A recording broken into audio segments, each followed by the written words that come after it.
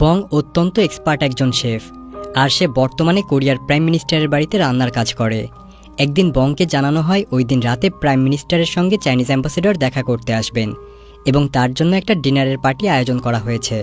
তাই তার জন্য মাছ দিয়ে সুন্দর একটি ডিশ রান্না করতে হবে। সেই সাথে বংকে আরও বলা হয় চাইনিজ অ্যাম্বাসেডর মাছের কাঁটা একদমই পছন্দ করেন না, তাই তার খাবারের ভেতর যেন কোনো মাছের কাঁটা না থাকে।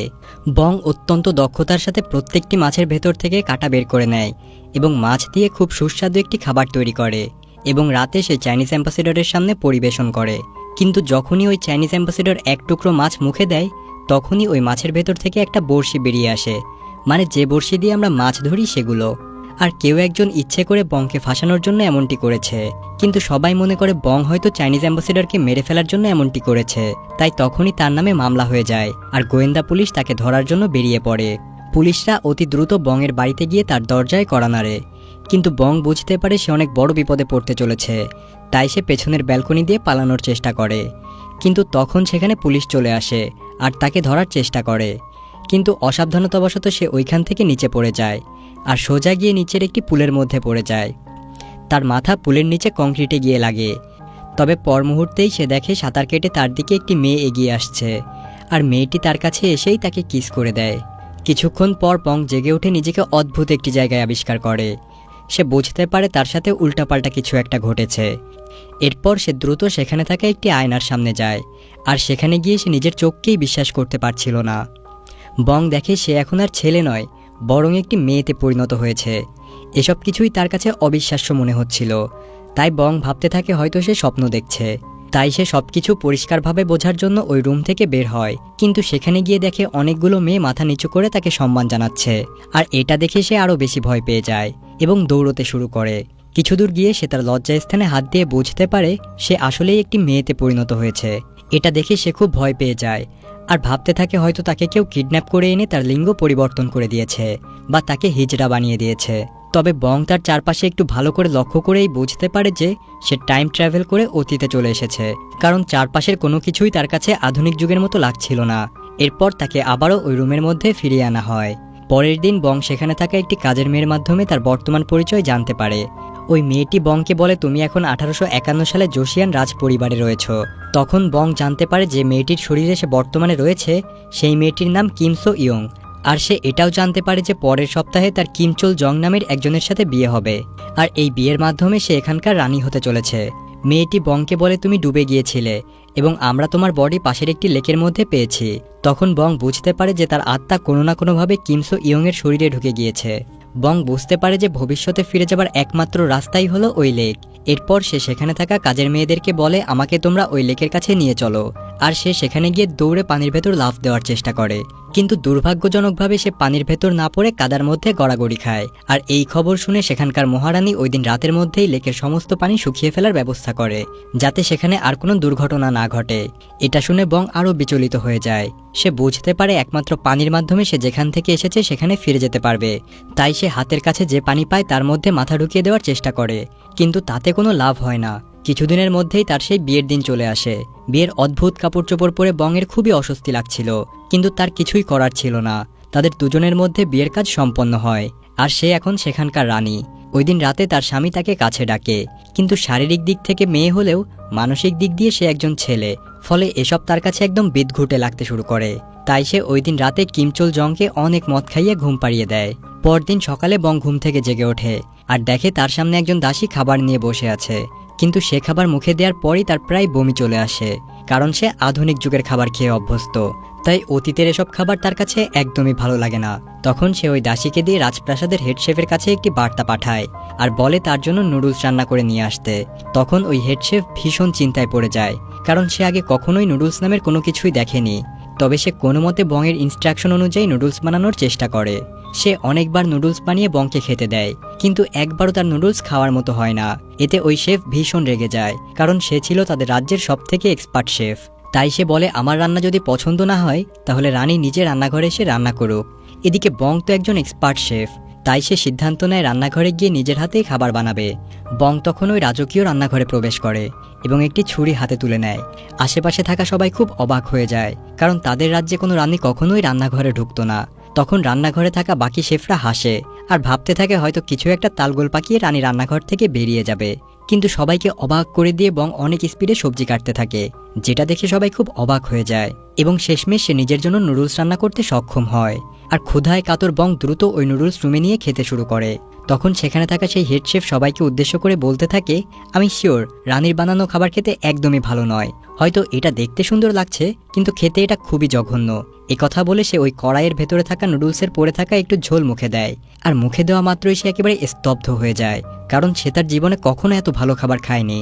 আসলে 1851 সালে মানুষ আর কতই বা রান্না জানতো, ওই নুডলস তার কাছে এতটাই ভালো লাগে যে সেটা খেয়ে তার হাত থেকে চামচ নিচে পড়ে যায়। এরপরেই বং বুঝে যায় যে সে তার রান্নার চমক দেখিয়ে এই রাজপরিবারের সবার মন জয় করে নিতে পারবে।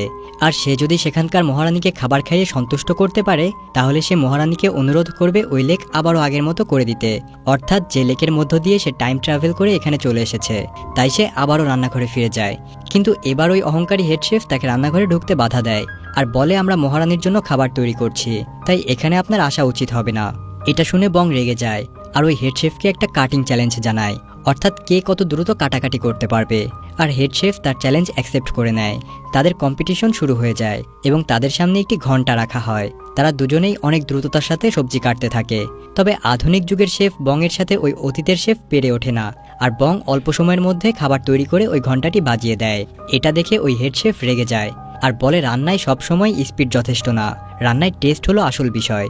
তুমি যত দ্রুতই কাটাকাটি করো, যদি তোমার খাবার সুস্বাদু না হয় তাহলে তোমার কোনো মূল্য নেই।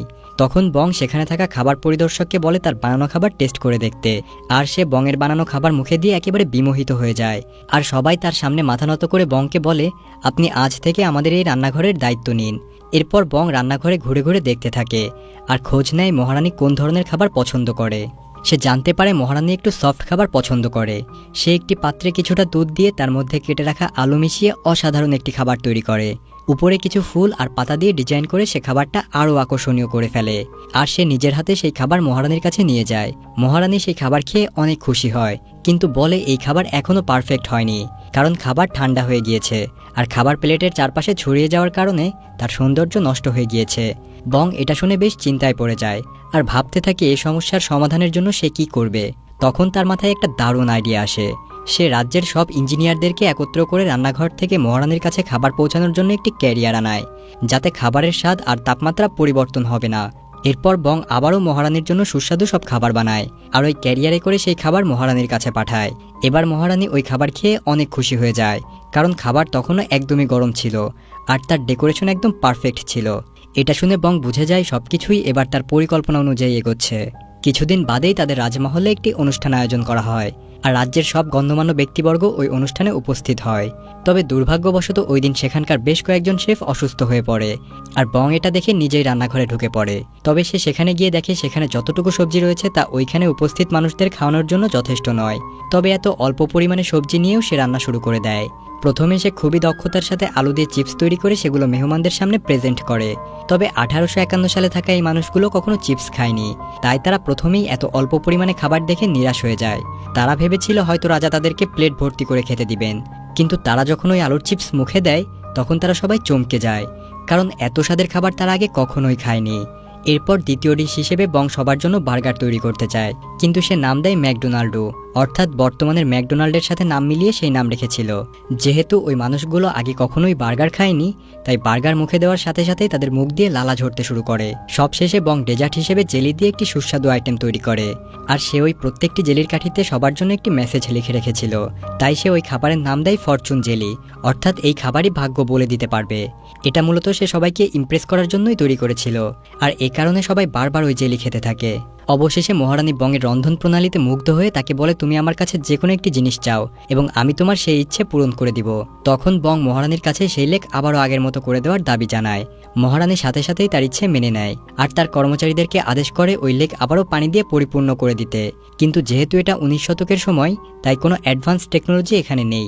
এজন্য সবাই অনেক দূর থেকে হাতে করে পানি নিয়ে লেকের মধ্যে ফেলছিল, যেটা দেখে বং আরও বেশি হতাশ হয়ে যায়, কারণ এভাবে চলতে থাকলে হয়তো কয়েক মাস লেগে যাবে লেকে পানি দিয়ে পূর্ণ করতে। তখন বং সবাইকে একটা বুদ্ধি শিখিয়ে দেয়। সবাইকে একই জায়গায় দাঁড়িয়ে থেকে শুধু পানির পাত্র হাতে হাতে পাস করতে বলে, আর এটা করার পরে সবার কাজের গতি আরও অনেক বেড়ে যায় এভাবে বেশ কয়েকদিন কেটে যায়, কিন্তু লেক তখনও শুকনোই থেকে যায়। বং অপেক্ষা করতে করতে ক্লান্ত হয়ে গিয়েছিল, আর তখনই সেখানে বৃষ্টি আসে। এটা দেখে বং অনেক খুশি হয়, কারণ ওই বৃষ্টির পানিতে লেক অনেক দ্রুত ভরে যাবে। কয়েক ঘন্টার মধ্যেই লেক পানিতে পরিপূর্ণ হয়ে যায়। বং আর দেরি না করে ওই লেকের মধ্যে ঝাঁপিয়ে পড়ে। এরপর সে আবারও ঘুম থেকে জেগে ওঠে আর নিজেকে একটি হাসপাতালে বেডে আবিষ্কার করে। সে সামনে তাকিয়ে দেখে একজন পুলিশ তাকে পাহারা দিচ্ছে। সে ভাবে হয়তো চাইনিজ অ্যাম্বাসেডারের খাবারের ভেতর বসে পাওয়ার অপরাধে তাকে আটকে রাখা হয়েছে। তখন সে ওইখান থেকে পালানোর চেষ্টা করে, কিন্তু সেখানে থাকা আরও দুজন পুলিশ তাকে আটকে ফেলে। তাই সে আর কোনো উপায় না পেয়ে সেখান থেকে সোজা নিচে লাফ দেয়। এরপর সে সোজা দৌড়ে একটি পাবলিক লাইব্রেরির মধ্যে ঢুকে যায়, আর একটা ইতিহাসের বই হাতে নিয়ে সেটাতে দেখতে পায় 1851 সালে ওই জোসিয়ান রাজপরিবারের কথা লেখা রয়েছে। আর সে বুঝে যায় এতক্ষণ তার সাথে যা ঘটেছে তা একেবারেই বাস্তব। তখন সে মুচকি হাসে, কারণ সে নিজেকে এখন ইতিহাসের একটা অংশ বলে দাবি করতে পারবে। আর তখনই সেখানে ওই পুলিশ চলে আসে। সে আবারও পালানোর চেষ্টা করে, কিন্তু ওই পুলিশ অফিসাররা তাকে বলে, আমরা আপনাকে অ্যারেস্ট করতে নয়, বরং প্রোটেক্ট করার জন্যই এখানে এসেছি। তখন বং জানতে পারে টাইম ট্রাভেল করে অতীতে যাওয়ার কারণে তার বর্তমান একেবারে পাল্টে গিয়েছে, আর সে এখন কোরিয়ার একজন সেলিব্রিটি। তবে বং ওই পুলিশদের কথা বিশ্বাস না করে তাই সে কাছের একটি কম্পিউটারে নিজের নাম লিখে সার্চ দেয়, আর দেখে ওই পুলিশটা সত্যি কথা বলছে। সে এখন কোরিয়ার একজন সেলিব্রিটি।